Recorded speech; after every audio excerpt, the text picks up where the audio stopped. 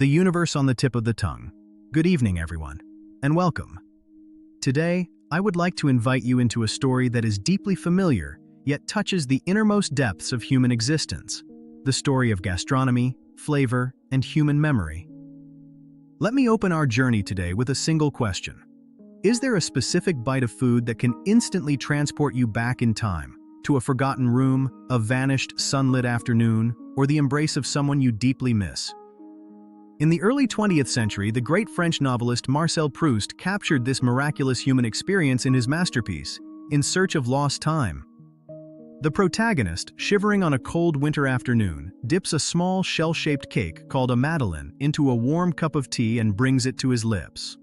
The moment the crumbs touch his palate, an exquisite, unexplainable joy floods his senses. It was not merely a taste, it was a time machine. The flavor instantly unlocked the long-forgotten memories of his childhood in the village of Combray. The morning air, the sunlight through the window, and the warmth of his aunt handing him a warm pastry. In literature and neuroscience today, this is known as the Proust phenomenon. We do not recall our past nearly as vividly through sight or sound as we do through taste and smell. Why did the human brain grant such a massive, emotionally charged vault of memory to something as fleeting as flavor? Today we step onto the miniature stage of the human tongue to explore a vast universe woven from science, history, philosophy, nature, and literature. How does modern science explain what Proust described so poetically nearly a century ago? In 2004, the Nobel Prize in Physiology or Medicine was awarded to two American scientists, Linda Buck and Richard Axel. They unlocked the genetic secret of how the human body detects, processes, and remembers thousands of distinct scents and flavors. What we commonly experience as flavor is actually 80% smell, while our tongue senses only 5 basic chemical signals: sweet, salty, sour, bitter, and umami. Our olfactory receptors in the nasal cavity can distinguish thousands of airborne volatile molecules. As we chew, these aromas travel up into the nasal cavity. This process, known as retronasal olfaction, is the true birthplace of flavor. Here lies the groundbreaking revelation of neuroscience. When you see an image or hear a sound, those sensory signals must first pass through a central routing station in the brain called the thalamus. The thalamus filters and evaluates the information before sending it to the conscious thinking cortex. Olfactory and taste signals, however, bypass this filter entirely. The moment flavor molecules bind, the signal shoots directly into the deepest emotional core, to the amygdala and the hippocampus. The amygdala is the command center for raw human emotion: fear, joy, longing, and nostalgia. The hippocampus is the master archive where our long-term memories are stored and woven together.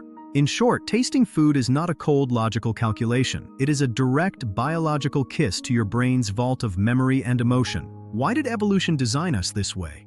For our prehistoric ancestors, bitterness meant poison, sweetness meant life-saving calories, and foul odors meant danger.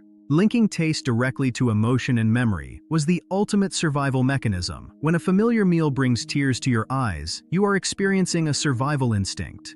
Millions of years in the making, a reminder that your brain is hardwired to remember what kept your ancestors alive. When did the act of eating transform from a primal instinct for survival into art, culture, and civilization?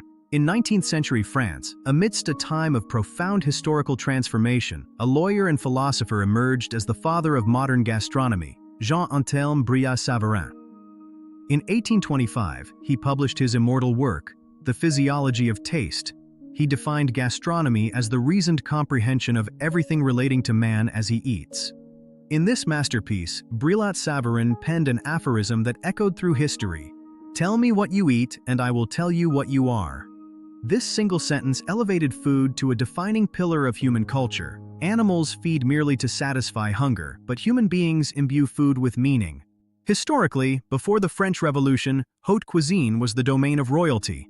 But as the revolution dismantled the monarchy, royal chefs opened the world's first public restaurants. This was the birth of modern dining culture. Brillat-Savarin recognized that gastronomy is a mirror reflecting a society's economy, art, and intellectual refinement. How we cultivate ingredients and how we converse around the table reveals the true heart of our civilization. Gastronomy is the most sophisticated language humanity developed. How did philosophers reflect upon the nature of taste? When many hear gastronomy, they imagine decadent banquets or unrestrained indulgence. But if we turn back to ancient Greek philosophy, we discover a radically different wisdom.